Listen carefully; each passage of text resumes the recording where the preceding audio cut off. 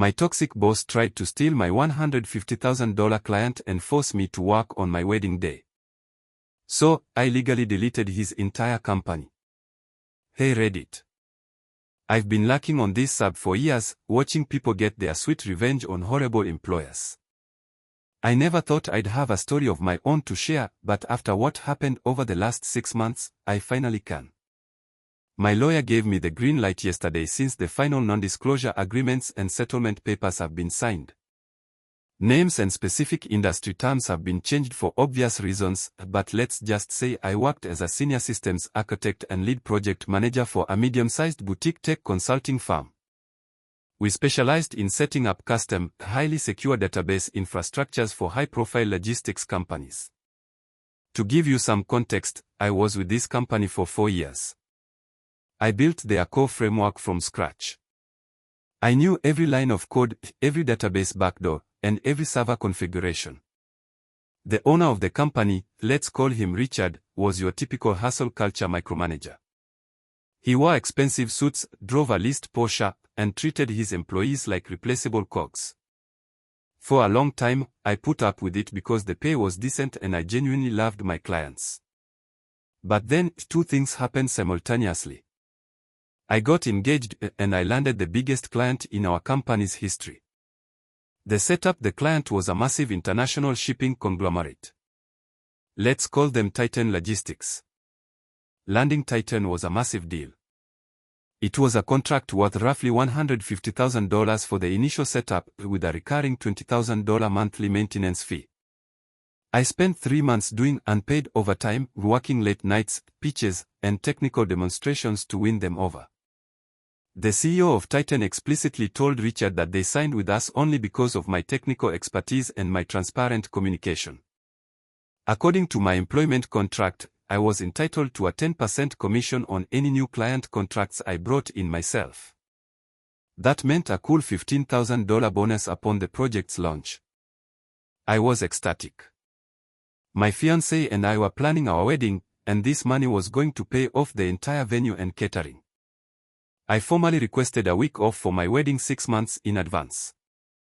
Richard approved it in writing via email. Everything seemed perfect.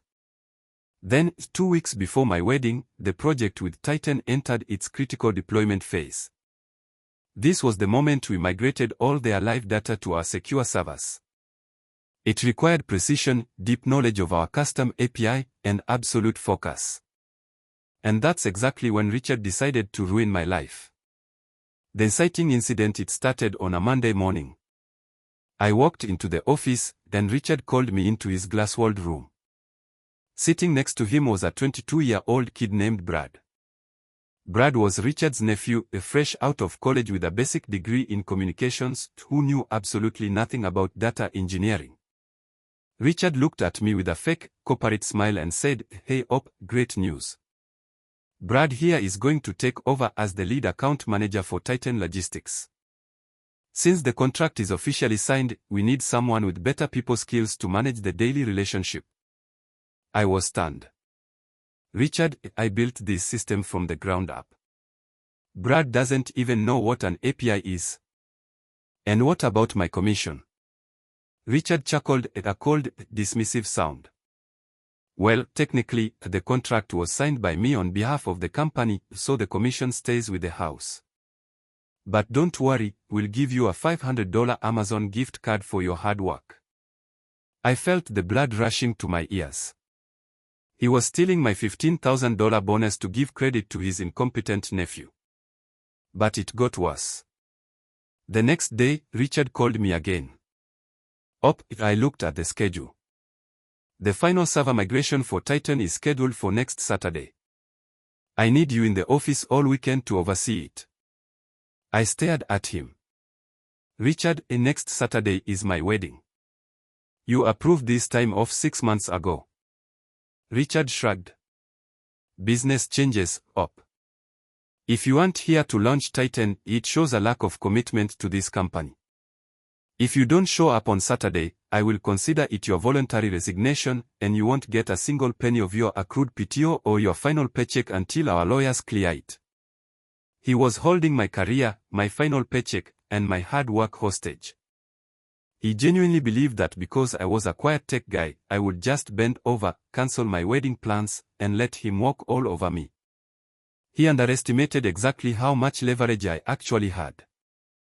The malicious compliance. I didn't argue. I didn't yell. I just smiled, nodded, and said, "I understand, Richard. I'll make sure everything is prepared according to company policy." I went back to my desk and immediately called my fiancée. She was furious, but when I explained my plan, she became my biggest co-conspirator. Next, I contacted a labor attorney and showed him my contract, the written approval for my vacation, and the recorded conversation of Richard threatening to withhold my pay. My state is a one-party consent state for recordings. The lawyer smiled and said, "Oh, you're going to destroy him." But the real magic was in the technical details. You see, Richard was cheap. To save money, he refused to pay for enterprise cloud infrastructure licenses.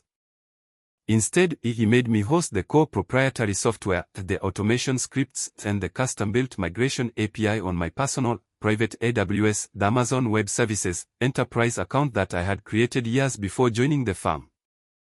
Over the years, I had repeatedly asked him to purchase a company account so I could transfer the data. Every time, he wrote back, "Just keep using your setup for now, we don't have the budget for a new enterprise license this quarter. You have full administrative control anyway." I had dozens of emails from him confirming that the infrastructure lived on my personal account, and that the company was merely renting the space through my labor. I spent the next 3 days doing exactly what Richard asked. I prepared the system. But I complied with the absolute literal letter of his law. Since Richard told me that if I didn't show up on Saturday, it would be considered my voluntary resignation, I prepared for my resignation.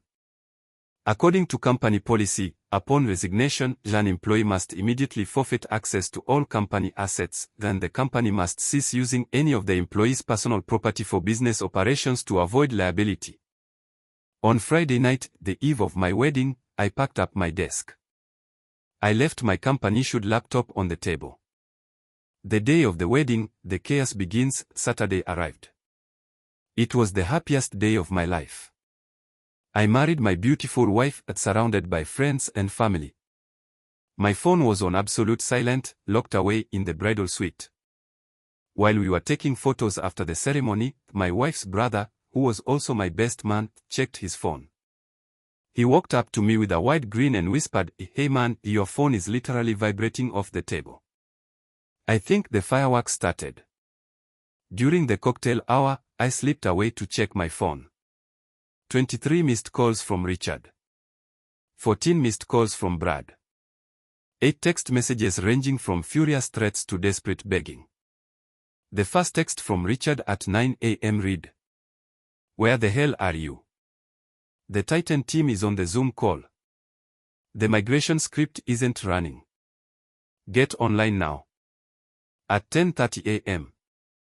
"Op, this isn't funny. You're breaching your contract. Answer me." At 12 p.m. "Please answer. The Titan database is throwing a 403 forbidden error. Brad tried to fix it and accidentally locked us out of the main server. What is the root password?" At 1:30 p.m. the tone shift. "Look, Op, I'm sorry about the pressure. We can talk about the commission. Please just log in and fix the API connection. Titan is threatening to sue us." What Richard and Brad didn't realize was that at precisely 8 a.m. on Saturday morning, the exact minute my voluntary resignation took effect, I had executed a scheduled script on my personal AWS account. I didn't delete the company's data. That would be illegal. Instead, I simply revoked the API access keys, changed the encryption passwords on my personal servers, and shut down the hosting environment that I owned. The company's proprietary software was completely intact, but it was sitting on an offline, encrypted partition that only I held the keys to. Because Brad had tried to force his way in using incorrect admin credentials, he triggered the automated security protocol I had built years ago. The system assumed it was under a cyber attack and completely locked down, breaking the local office servers. The fallout on Monday morning, I woke up sleeping next to my wife in a beautiful hotel. I poured a cup of coffee, turned on my laptop, and checked the news and my emails. I had a formal email from Titan Logistics legal department, CC'd to me personally. They were terminating their contract with Richard's company immediately due to gross incompetence and failure to launch. However, there was a separate, private message from the Titan CEO directly to my personal email. It read, "Op, we know what Richard did. We talked to the other techs in your office. We know you built this system. If you start your own consulting firm today, we will sign a $200,000 annual contract with you by this afternoon. Let us know." At 11 a.m. on Monday, my lawyer sent a formal demand letter to Richard. We demanded my full final paycheck, the 10% commission on the Titan contract since the contract was signed while I was employed, and my full accrued PTO. We attached the emails where Richard explicitly told me to keep hosting everything on my personal account, proving that he had no legal right to force me to turn over my private AWS keys without a massive buyout. 2 hours later, Richard called my lawyer. He sounded like a broken man. Without the Titan contract, and with their main server completely locked down, his company was losing thousands of dollars an hour. His other clients were starting to experience downtime. He couldn't even access his own payroll software. The final revenge, Richard tried to threaten a lawsuit for damages, but my lawyer gently reminded him that Richard himself had written that my absence would be counted as a voluntary resignation, and that legally, a company cannot use an ex-employee's private paid infrastructure without a written lease agreement. If he tried to sue, we would counter-sue for intellectual property theft and wage theft. In the end, Richard had to fold. He signed a settlement agreement.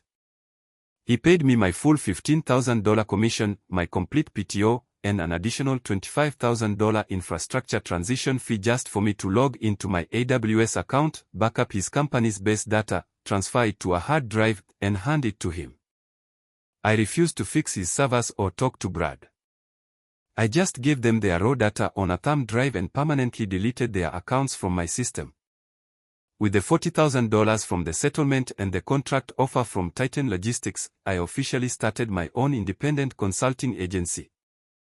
Titan signed with me the next week. 2 of my former colleagues from Richard's office quit a few days later and now work for me, making 30% more than they did before. As for Richard, without the Titan revenue and having lost his core infrastructure reputation, his top clients jumped ship within 2 months. Last I heard, he had to downsize his office to a single room, sell his Porsche, and his nephew Brad is back to working retail. Moral of the story: don't steal from the person who keeps your entire digital empire alive, especially not on their wedding day. Thanks for reading, Reddit.